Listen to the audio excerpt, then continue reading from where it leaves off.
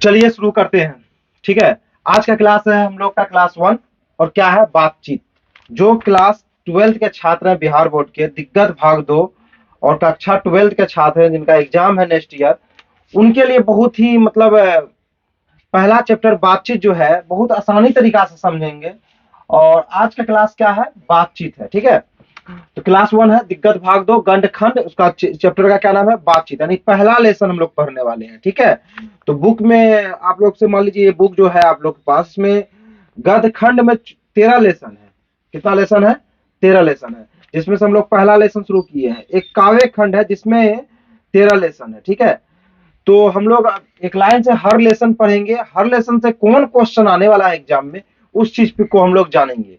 देखिए मेरा अनुभव लगभग 10 वर्षों का है और मैं आप लोगों के लिए ऑनलाइन सुविधा लाया हूं। तो मेरा मानना यह है कि अगर आप वीडियो ध्यान से देखिएगा तो हर क्वेश्चन आप लोग को समझ में आएगा और उसका ऑब्जेक्टिव भी आप लोगों को दिया जाएगा। अब यहाँ देखिए पहला लेसन तो है, लेखक का नाम क्या है? बालकृष्ण भट्ट। लेखक का नाम है बालकृष्ण भट्ट और उनका जन्म कोई पूछ दे कि बालकृष्ण भट्ट जो था वो इसका जन्म कब हुआ था? 23 जून 1844 ईस्वी में हुआ था। अब बताइए, अभी बताएं आप लोगों को कि बालकृष्ण भट्ट का जन्म कब हुआ था? 23 जून 1844 में। वेरी गुड, सही बोले। माता का नाम था पार्वती देवी। अब सोचिए कि भगवान शंकर का मतलब जो भगवान शंकर की जो आराधना थी यानी कि जो उनकी जो वाइफ थी उनका क्या नाम था? पार्वती देवी नाम था। तो एक काम याद रखिएगा, इसको याद करने का सिंपल तरीका क्या है? बालकृष्ण भट्ट जी जो है, एक तो बालकृष्ण है, ठीक है, भट्ट है, किसके लेखक है? बातचीत के। आखिर इस इतना बड़ा चीज लिखने वाला भूमिका जो लेखक का है, आखिर बातचीत लिखे तो बालकृष्ण भट्ट लिखे, क्योंकि अब माता का क्या नाम था इनका? पार्वती देवी था। यानी कि बालकृष्ण भट्ट के माता कौन हुए? तो पार्वती हुआ। अब पार्वती देवी शंकर भगवान की पत्नी भी है, तो ये मान लीजिए इनका माता भी हुआ। एक तरह से बालकृष्ण भट्ट जो है उन लेखक का माता का नाम भी पार्वती देवी है। अच्छा, उनका जन्म तो आप लोग को भी बताया कि 23 जून 1844 को हुआ था। निधन कब हुआ था? तो 20 जुलाई 1914 ईस्वी को उनकी डेथ हो गई थी, यानी कि उनकी निधन हो गई थी। ठीक है, पिता का नाम था बेनी प्रसाद भट्ट। अच्छा, अभी हम बालकृष्ण भट्ट का माता का नाम क्या बोले थे? पार्वती देवी। और पिता का नाम क्या बोले? ओ, बेनी प्रसाद भट्ट। ठीक है, समझ रहे हैं? पीछे वाला ध्यान दीजिएगा।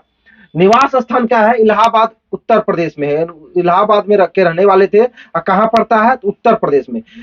हाँ, उत्तर प्रदेश में पड़ता है। ठीक है, चैप्टर क्या है? बातचीत है। ठीक है, अच्छा, ये चीज तो हम लोग जान गए कि चलिए उनका जन्म कब हुआ था, मृत्यु कब हुआ था। अभी हम जन्म बताए थे ना, कितना बताए थे बोलिए तो? देखिए बता भी नहीं पा रहे। 23 जून 1844 लिखे है ना, यानी कि जन्म कब हुआ? 23 जून 1844। बार बार हम बोल रहे हैं, रिपीट कीजिए, माइंड में ध्यान से समझिए।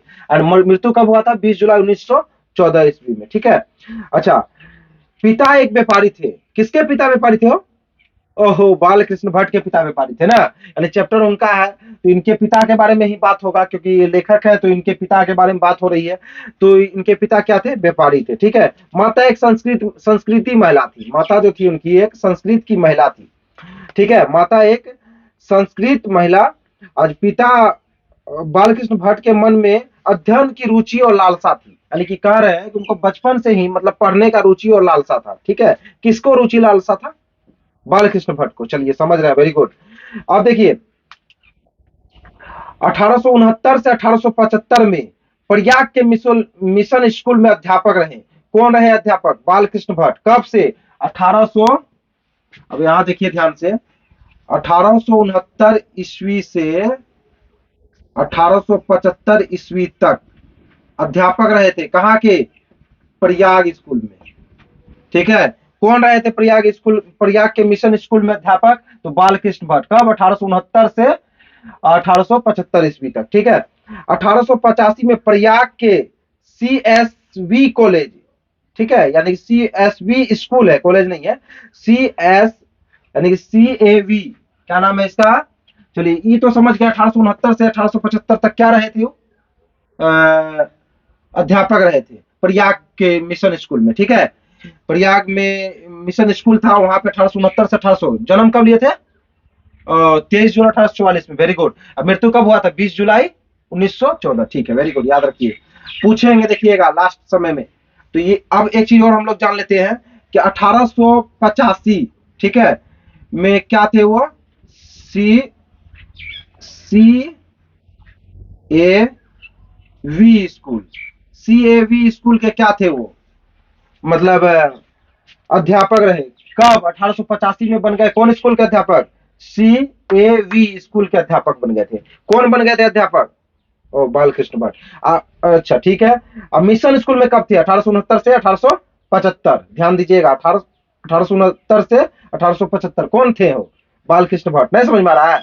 चलिए, अब देखिए 1888 में प्रयाग के पाठशाला इंटर कॉलेज में अध्यापक नियुक्त हुए। 1888 में जो है प्रयाग की कायस्थ, ठीक है, प्रयाग के कायस्थ पाठशाला है इंटर कॉलेज में, वो अध्यापक रहे। 1888 में भी वो पढ़ाई लिखाई की रुचि में थे। पहले तो 1869 से 75 तक टीचर रहे थे, मिशन स्कूल में अध्यापक रहे। फिर 1885 में एक आ गया CAV कॉलेज स्कूल, जो है CAV स्कूल है, ठीक है। 1885 में CAV स्कूल में वो मतलब अध्यापक रहे। अब 1888 की बात आ गया, यानी कि 3 साल बाद, यानी कि 3 साल बाद हुआ मतलब कायस्थ पाठशाला इंटर कॉलेज में अध्यापक नियुक्त हुए। कायस्थ पाठशाला इंटर कॉलेज में क्या नियुक्त हुए? अध्यापक नियुक्त हुए। और फिर कुछ कारणोंवश कुछ दिनों के बाद उनको नौकरी छोड़नी पड़ी थी। किनको? बालकृष्ण भट्ट नौकरी छोड़ दिए थे, ठीक है। अच्छा, अब ये सब जो आप लोग देख रहे हैं 1875 में वो मतलब कहाँ के स्कूल में रहे, फिर 1888 में हम लोग बोले कि वो कॉलेज में मतलब अध्यापक रहे। जितने भी है ये सब ऑब्जेक्टिव में आपको मिल जाएगा, इसमें घबराने की बात नहीं है। लेकिन अभी कुछ जो जो बात आप लोगों को बताएं उसको माइंड में रखना है। अब हम लोग का जो टारगेट है, क्वेश्चन पे टारगेट चलेगा, क्योंकि आज का क्लास है सिर्फ क्वेश्चन को समझना। पहला क्वेश्चन आ गया, ठीक है। तो थोड़ा सा संक्षेपण हम लोग कहानी का भी जान जाते हैं। अनेक प्रकार की शक्तियां हैं जो वरदान के भांति ईश्वर ने मनुष्य को दी है। बात सही है, बहुत सारा शक्ति दे दिया है वरदान के रूप में मनुष्य को। क्या क्या दे दिया है? तो सबसे पहली बात तो मनुष्य को वरदान के रूप में बहुत सारा शक्ति मिला है। जैसे देख लीजिए, भगवान वरदान के रूप में क्या क्या नहीं दिए हम लोगों को। चलने फिरने सोचने की क्षमता क्षमता दे दिए, बुद्धि दे दिए, विचार दे दिए। ये सब जो दिए हैं वो कौन दिए? बहुत सारा ऐसा गुण है जो भगवान हम लोगों को वरदान के रूप में दिए हैं, जो मनुष्य को ही है। जबकि मान लीजिए हाथी जैसा बड़ा जानवर, उससे भी बड़ा विशाल जानवर सब, जो हम लोग उसके सामने बहुत छोटा सा बच्चा नजर आएंगे। लेकिन क्या है, हम लोग के पास ईश्वर इतना बुद्धि, इतना विकसित दिमाग दिया है कि उसको भी हम लोग बस में कर लेते हैं। शेर जैसा जानवर को भी हम लोग पिंजरा में बंद कर देते हैं। तो सोच सकते हैं, जो हमसे कई गुना शक्तिशाली है, लेकिन हम लोग उसको क्या करते हैं? बुद्धि से बस में कर लेते हैं। तो अनेक प्रकार की शक्ति, चैप्टर में जो क्लास का कहानी पहला लेसन शुरू कर रहे हैं, इसमें थोड़ा सा इंट्रोडक्शन हम लोग बता रहे हैं संक्षेप में, ताकि जानना जरूरी है। अनेक प्रकार की शक्ति जो है वरदान की भांति ईश्वर ने मनुष्य को दी है। बिल्कुल सही है। इसमें से एक वाक शक्ति है। वाक शक्ति मतलब बोलने की शक्ति। सही बात है, भगवान कुछ भी किए, बहुत चीज दिए, ठीक है, लेकिन ये जो बोलने का शक्ति दे दिया ना, ये पशुओं से हम लोग को क्या बना गया? पक्षियों से भिन्न बना गया। क्योंकि हम लोग हर भाषा बोल सकते हैं, हर भाषा सीख सकते हैं। बोल चाल हम लोग के लिए वरदान है, बहुत बड़ा वरदान है। क्योंकि अगर मान लीजिए हमको बोलने का शक्ति नहीं रहता, तो हम अपना बात आपके पास कह सकते हैं। आज आप लोग ऑनलाइन में देख सकते हैं, जो मतलब क्लास बैठ के कर रहे हैं, क्या वो कर पाते? नहीं कर पाते, क्योंकि हम कुछ बोलते ही नहीं। तो आपके पास आके ई आ ऊ करते हैं, आप भी करते हैं? बताइए, हंसी वाल है, बताइए हंस रहा है। तो ये बात समझने की बात है कि अगर हम लोग को वाक शक्ति मिला है, तो हम समझो ईश्वर की क्या है? वरदान है। एक तरह से समझिए बहुत बड़ा वरदान है। वाक शक्ति न होता, ये गूंगा सृष्टि का क्या हाल होता? सोच कर मन घबरा रहा है, सारा गूंगा होता। मान लीजिए हम अपना बात ना आपको कह सकते, ना आप अपना फीलिंग हमको बता सकते। मेरे अंदर कोई फीलिंग आया तो आपको कह सकते हैं कि किसके द्वारा हो सकता है? ये बातचीत के द्वारा ही हो सकता है। जहां आदमी अपनी जिंदगी मजेदार बनाने के लिए की खाने पीने की, चलते फिरने आदि की जरूरत होती है, उसी तरह से हम लोग को बातचीत भी एक अत्यंत आवश्यक है। जैसे देखिए, भगवान हम लोग को वरदान के रूप में बहुत चीज दिया है। खाना पीना भी दिया है, अच्छे अच्छे फल दिया है, अच्छे अच्छे मतलब हर तरह का भगवान हम लोग के लिए उपलब्ध कराया है। लेकिन उसी में क्या है? बातचीत तो भगवान का समझिए एक बहुत बड़ा वरदान है। चलिए, हम लोग आप बात कर रहे थे कि बातचीत तो ईश्वर का दिया हुआ सबसे बड़ा वरदान है। इस चीज को हम लोग कभी ठुकरा नहीं सकते हैं कि बातचीत ईश्वर का दिया हुआ वरदान नहीं है। लेकिन बातचीत के साथ भगवान बहुत चीज दिया, खाने पीने का चीज दिया, क्या नहीं दिया भगवान? तो सब कुछ जरूरी है जीवन में, लेकिन सबसे अत्यंत आवश्यकता है बातचीत। अगर मान लीजिए हम कहीं नया जगह चले गए, आज हमको बोलने की शक्ति है। आपके पास मान लीजिए आम रखा हुआ है, बातचीत करने का शक्ति नहीं है, बोलने का शक्ति नहीं रहता, तो खाने वाला चीज भी बेकार होता। अब हम इशारा दे रहे हैं आम, आप कुछ दिखा रहे हैं, कुछ दिखा रहे हैं, बताइए। अब हम आम बोल रहे हैं, उधर से लीची दिखा रहा है। अब हम आम बोलेंगे कैसे, हमको तो पता नहीं है, भाषा नहीं है, तो बोलने का शक्ति है नहीं। कर रहे हैं, इशारा समझिए नहीं रहा है, परेशान हो जाइएगा। अब देखते होंगे कभी कभी नया शहर में अगर चले गए और वहां का अगर लोग आपका भाषा नहीं समझता है, तो भी बड़ा दिक्कत है खाना खाने में, कुछ मांगने में, क्योंकि वहां का रहन सहन अलग है, इशारा से कितना मांगिएगा।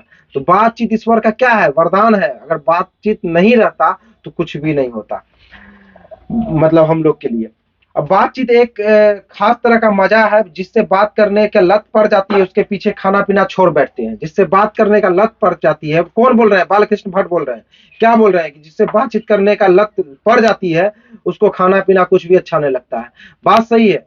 अभी होता क्या है कि अगर किसी से मान लीजिए आपको प्रेम हो गया, ठीक है, अब उसके पीछे आपको मतलब बातचीत करने का लत पड़ गया। अब लत पड़ गया तो आपको खाना पीना नहीं अच्छा लगेगा, तो आप तो सोचिएगा बातचीत बहुत बड़ा बात है। उसी प्रकार से अब देखिए, इसमें है जिससे सिद्ध होता है कि मनुष्य वाक शक्ति में कहां तक लुभा लेने की ताकत होता है। ये भी बात सही है कि बातचीत में मनुष्य से यह भी सिद्ध होता है कि आप कहां तक इसको लुभा सकते हैं। जिससे केवल पत्र व्यवहार है, कभी एक बार मनुष्य साक्षात्कार नहीं हुआ, उन्हें अपने प्रेमी से बात करने की कितनी लालसा रहती है। अब बोल रही बातचीत में एक ऐसा चीज हो जाता है आपके अंदर, कितना लुभा लेते हैं कि अगर आपका कोई प्रेमी है, उससे बात करने की क्या मतलब लालसा लग जाती है। बातचीत ऐसा करने में कोई हो जाता है कि उसको खाना पीना नहीं अच्छा लगता है, बताइए। अरे कम से कम अभी पढ़ लीजिए, एग्जाम नजदीक है, ये लेखक बता रहे हैं, समझिए थोड़ा सा। अच्छा, सच है मनुष्य बोलता नहीं तो उसका गुण दोष प्रकट नहीं होता। सच बात है, अगर हम लोग बोलते नहीं, किसी का स्वभाव पकड़ नहीं पाते कि उसके अंदर क्या है, क्या चल रहा है, कि अंदर अंदर क्या गुस्सा निकाल रहा है, ठीक है। ये चीज भी हम लोग अगर देखते हैं तो किसी का गुण कैसे पता चल जाता है, उस व्यक्ति का बातचीत बोली से। अब मान लीजिए किसी के पास गए आप बात करने, उसका बोली इतना करवा निकला कि आप उससे ज्यादा देर बात नहीं कीजिएगा, बोलिए चलिए ठीक है ठीक है ठीक, निकलते हैं। क्योंकि बोली से उसका व्यवहार तक का पता लगाया जा सकता है। ईश्वर का जो वरदान है, इसके बारे में जो लेखक लिखे हैं बातचीत, बहुत बड़ा, बालकृष्ण भट्ट बहुत बड़ा बात के बारे में उन्होंने सोचे। एडिसन का मत है कि असल बातचीत जो है ना, सिर्फ दो व्यक्तियों में हो सकती है। एडिसन है जो मतलब कहते हैं कि असल बातचीत किसके बीच हो सकती है, सिर्फ दो व्यक्तियों के बीच हो सकती है। मतलब जहां तीसरा आदमी आ जाता है, बातचीत बदल देते हैं। सही बात है, फुसुर फुसुर कोई बात कर रहा है, अब कुछ कहानी कोई कुछ बता रहा, हम आए बस देखिए, अभी तुरंत बात करने के लिए क्या कर दिया, बदल दिया। अभी उसी का घटना देख लीजिए, सुमित का, वो क्या कर रहा है कि बात कर रहा था, हम आए, कुछ नहीं सर, कुछ नहीं सर, अब बताइए। तो बातचीत जो है ना, तुरंत बदल देता है तीसरा व्यक्ति को पहुंचते ही। दो व्यक्ति आपस में क्या बात कर रहा है, अगर कोई तीसरा आ जाए तो बातचीत क्या करता है, बदल देता है। जैसे गर्म दूध ठंडे पानी के बर्तन के आसपास सटा कर रख दिया जाए तो असर पहुंच जाता है। सही बात है। अब गर्म दूध मान लीजिए रख लिया, उसमें ठंडा दूध सटा के रख दीजिए या ठंडा पानी सटा के रख दीजिए, देखिएगा गर्म का असर में वो ठंडा होने लगता है। ठंडा का असर में जो ठंडा के साथ गर्म को सटाइएगा, तो ठंडा का असर में गर्म भी क्या होने लगता है, ठंडा होने लगता है। ठीक है, दूध ठंडा हो जाता है, पानी गर्म। अगर पानी उसी तरह से दो व्यक्ति आपस में बैठ जाए तो गुप्त असर दूसरे तक पहुंच जाता है। अगर दो व्यक्ति आपस में बातचीत करने लगे खूब दूर से, तो एक दूसरे का असर दोनों में क्या होता है, दिखने लगता है। इसके बारे में कौन बोल रहे हैं, बालकृष्ण भट्ट बोल रहे हैं। जब इसका असर, जब पास बैठे इतना असर होता है कि बातचीत कितना अधिक असर होगा, इसका स्वीकार नहीं कर पाएंगे आप लोग। मतलब कवि का कहना है कि बातचीत का कितना असर होता है, ये बताया भी संभव नहीं है। पढ़ने से कोई लड़का तेज हुआ तो कभी आपके सामने दूसरे को कुछ नहीं गिनेगा। अगर अगर आप बहुत ज्यादा को तेज हो जाता है, जैसे उसका नंबर ज्यादा आया था, तो सोचेगा कि अब हम ही ज्यादा तेज हैं, हमसे बढ़कर कोई है ये नहीं है, समझे। तो ये मतलब, और जो भुजगोल है देखिए, वो पीछे बैठेगा, उसको हिम्मत नहीं है, वो आगे बैठा है, नहीं ना बैठा है, उसको बार बार बोलते हैं आगे बैठो, नहीं बैठ रहा है। क्यों? क्योंकि जान रहा है कि हमको मतलब नहीं आता है, हमसे सर बार बार पूछेंगे। अरे हिम्मत लगाइए, हौसला रखिए। अगर आज आप सही ढंग से क्वेश्चन समझते हैं ना, तो इस जो भी क्वेश्चन बता रहे हैं उसी से आएगा, एक्स्ट्रा नहीं आता है, बुक से एक्स्ट्रा कुछ नहीं पूछता है। यूरोप के लोगों का बात करने का हुनर को आर्ट ऑफ कन्वर्सेशन कहा जाता है। यूरोप के लोग हैं, उसमें बात करने का ऐसा हुनर है कि मतलब आर्ट, उसको क्या कहते हैं, आर्ट्स ऑफ कन्वर्सेशन कहते हैं, ठीक है। उसमें ऐसे ऐसे पर्सन बातचीत करने में चतुराई से छोड़ देते हैं कि कान को सुनकर मतलब बहुत अत्यंत सुख मिलता है, ठीक है। अब इस प्रकार से अब हम लोग चलेंगे, इसका संक्षेप में तो समझ गए, मतलब बात बालकृष्ण भट्ट के बारे में हम लोग संक्षेप समझे कि कितना बड़ा बात उन्होंने लिख दिया बातचीत के बारे में, आप लोग भी समझ में आ गए होंगे। लेकिन आप क्वेश्चन को समझते हैं, अगर हमें वाक शक्ति न क्या होती, अगर बोलने का ही शक्ति नहीं होता तो क्या होता, समझिए। अगर हमें वाक शक्ति न होती तो हम अपने अनुभव की बात एक दूसरे को नहीं कह पाते, सभी लोग चुपचाप बैठे रहते, सारी दुनिया गूंगी होती। बस इतने लिखना है आपको आंसर में, आपको समझ में आ गया। जैसे देखिए, अगर हमें वाक शक्ति ना होती तो क्या होता, अगर वाक शक्ति ना होती तो अपने अनुभव की बात एक दूसरे को कह पाते हैं। आज हम लोग जो वाक शक्ति के बारे में पढ़ रहे हैं, अपने अनुभव एक दूसरे को शेयर कर रहे हैं, तो क्या कह पाते, नहीं कह पाते, सभी लोग चुपचाप बैठे रहते, सारी दुनिया क्या होती, गूंगी होती। ये क्वेश्चन इंपॉर्टेंट है, एग्जाम में आ सकता है। दूसरा क्वेश्चन समझिए, दूसरी नंबर, 4 क्वेश्चन मात्र है जो इसी से एग्जाम में आती है, एक्स्ट्रा नहीं है बुक में कोई खास, जो इसमें से जो पूछेगा। बातचीत का निबंध पूछ सकता है, तो आपको हम बताएंगे निबंध के बारे में।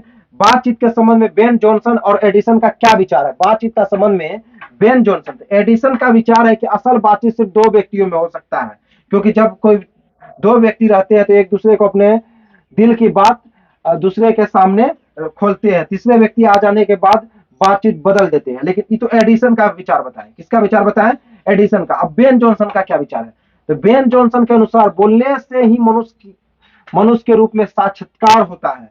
देखिए, बोलने से मनुष्य के रूप में क्या होता है, साक्षात्कार होता है। मतलब क्या है कि उसका वैल्यू मिलता है, कि मतलब वो कैसा बोलता है, तो उसका क्या गुण है, क्या दोष है, सारा व्यवहार उसका पता कर जाता है, उसका क्या असली रूप है, वो उसका क्या होता है, साक्षात्कार होता है। क्या बोलते हैं बेन जॉनसन के अनुसार, बोलने से ही मनुष्य को रूप में साक्षात्कार होता है। ठीक है, आर्ट ऑफ कन्वर्सेशन क्या है, तो अभी बोले आर्ट ऑफ कन्वर्सेशन बातचीत करने की क्या है, कला है, बहुत अच्छा कला है, जिसको हम लोग कहते हैं आर्ट्स ऑफ कन्वर्सेशन, जो यूरोप के लोगों में ज्यादा प्रचलित है।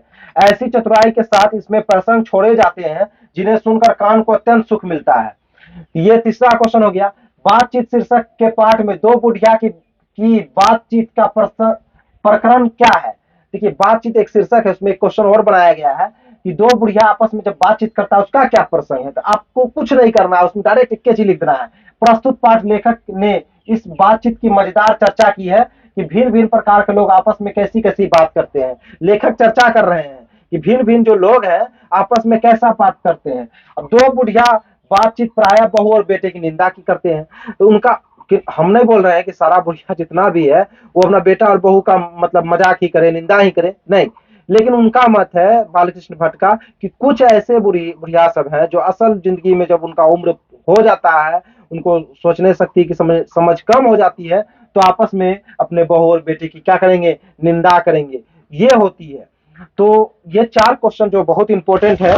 अब जैसे देखिए, एक निबंध है, ठीक है, एक व्याख्या करें, जो व्याख्या हम लोग पढ़ेंगे लास्ट में, जितने भी बुक का व्याख्याकरण करने के बारे में जो पूछा जाता है वो आप लोग को पढ़ेंगे। मनुष्य, एक क्वेश्चन इसमें और है, मनुष्य की बातचीत का उत्तम तरीका क्या हो सकता है, मनुष्य का बातचीत का उत्तम तरीका क्या हो सकता है आपके विचार से। अब बताइए, मनुष्य का बातचीत करने का उत्तम तरीका क्या हो सकता है। लेखक के अनुसार बातचीत करने का उत्तम तरीका जिसमें आदमी अपने आप से बात कर लिया करें। मतलब अब देखिए, हम तो इतना जानते हैं कि लेखक के अनुसार बातचीत करने का उत्तम तरीका क्या हो सकता है। तो लेखक के अनुसार बातचीत करने का उत्तम तरीका यह हो सकता है जब हम एक दूसरे की भावना को समझ सके, बातचीत के द्वारा एक दूसरे की भावना को कह सके, अपने मन की बात दूसरे को समझा सके। यही बातचीत करने का क्या हो सकता है, उत्तम तरीका हो सकता है। मान लीजिए हम बातचीत आपसे कर रहे हैं, आपको हम समझा ही नहीं पा रहे हैं, तो उत्तम तरीका तो नहीं माना जा सकता है। तो बालकृष्ण भट्ट जो बोल रहे हैं मनुष्य को बातचीत करने का उत्तम तरीका क्या है, तो बातचीत करने का उत्तम तरीका, जो क्वेश्चन हम नहीं लिखे हैं, लास्ट क्वेश्चन था, सिंपल था, इसलिए आप लोग को समझा रहे हैं। मनुष्य की बातचीत करने का उत्तम तरीका क्या हो सकता है, तो मनुष्य की बातचीत करने का उत्तम तरीका जो होता है जब हम एक दूसरे को अपने अनुभव एक दूसरे को समझा सकते हैं, हम समझ पाते हैं एक दूसरे से बातचीत करके, दोनों लोग व्यक्ति जब अपने अनुभव को समझ पाते हैं, तो वह क्या है, उत्तम तरीका माना गया है। किसके द्वारा, बालकृष्ण भट्ट के बारे में। अभी बातचीत का जो ऑब्जेक्टिव आएगा, इस चैप्टर का पूरा ऑब्जेक्टिव बनाएंगे। अगर आप लोगों को, जिनको अच्छा लगा कि नहीं हाँ सर समझ में आया है आप जो बताए हैं, तो कृपया लाइक और सब्सक्राइब करना मत भूलिएगा, ठीक है। और एक चीज याद रखिए कि हम जो बता रहे हैं, समझा रहे हैं, कि आप लोग इस हिंदी में बातचीत का कोई भी क्वेश्चन आया आप उसको खत्म कर सकते हैं, याद कर सकते हैं, दिमाग में बैठा लीजिए क्वेश्चन, इसको जो है ना आप लोग नोट्स बना लीजिए। चारों क्वेश्चन का बहुत इंपॉर्टेंट है, इसी से आएगा, आप इसको नोट्स भी उतार सकते हैं। और एक काम कीजिएगा कि इसका नोट्स बना लीजिए और इसको उतार लीजिए आप लोग। और सबसे बड़ा एक चीज और बता रहे हैं कि जिनको ऑब्जेक्टिव का टेस्ट देना है या ऑब्जेक्टिव का पीडीएफ चाहिए, तो व्हाट्सएप से नंबर जुड़ सकते हैं आप इस नंबर पे, और आप मतलब कांटेक्ट कर सकते हैं। इस नंबर से आप जुड़ के जो है ना कांटेक्ट कर लीजिएगा। जिनको व्हाट्सएप का पीडीएफ चाहिए उनको व्हाट्सएप पे पीडीएफ भेज देंगे, किसका, ऑब्जेक्टिव का। ऑब्जेक्टिव का हम वीडियो लेके आएंगे, लेकिन पीडीएफ मतलब जैसे देखिए, अब आप मान लीजिए ऑब्जेक्टिव का हम वीडियो लिए, अब उसको उतारना तो बहुत लेट लगेगा, इसलिए उसका पीडीएफ ले लीजिएगा समझने के बाद, और उसको क्या कीजिएगा, याद कर लीजिएगा। याद करने के बाद क्या कीजिएगा कि आप मतलब मंथली में एक बार टेस्ट हमसे दे सकते हैं व्हाट्सएप के थ्रू। जैसे आपको हम कोई क्वेश्चन लिखा हुआ भेजें, आप उसका फट से आंसर लिख के भेजिए, कॉपी में लिख लीजिए ABCD जो भी आंसर है, तो उसको हम तुरंत आपको बता देंगे इतना मार्क्स आया। इस प्रकार से आप जुड़ सकते हैं। हिंदी का तैयारी अगर अच्छा से करना चाहते हैं तो आप जुड़ सकते हैं, क्योंकि अगर आपका चाहते हैं आपके अच्छा अंक लाए, तो आपको अगर समझ में आया तो लाइक और सब्सक्राइब करना मत भूलिएगा। हम एक जाते जाते एक क्वेश्चन पूछ लेते हैं आप लोगों को। लेखक का नाम था बालकृष्ण भट्ट, उनका जन्म 23 जून 1844 और मृत्यु कब हुआ था, 20 जुलाई 1914 ईस्वी में। अब चलिए लास्ट क्वेश्चन हम लोग पूछते हैं कि अभी आप लोगों को इतना चीज पढ़ा है, ठीक है, अब थोड़ा थोड़ा माइंड जो जो ध्यान से वीडियो देखा होगा ना पक्का समझ में आया होगा उसको। चलिए एक चीज बताइए कि 1869 से 1875 में किस स्कूल में मतलब अध्यापक रहे थे, मिशन स्कूल, ठीक है। 1885 में कौन स्कूल था, तो CAV मतलब स्कूल में मतलब संस्कृत के अध्यापक रहे थे। कौन चीज का अध्यापक थे उस समय, वो जो संस्कृत के अध्यापक थे, ठीक है। वो जो थे तभी उस समय किस चीज का अध्यापक थे, तो संस्कृत के अध्यापक थे, संस्कृत के अध्यापक रहे थे। कब, 1885 में। अच्छा ये भी चीज समझ में आ गया हो गया होगा। तो इस प्रकार से ऑब्जेक्टिव आप लोग को दिया जाएगा। Thank you so much watching this video. अगर आप लोग को समझ में आया तो कुछ क्वेश्चंस को कम से कम नोट्स बनाना जरूर कीजिए।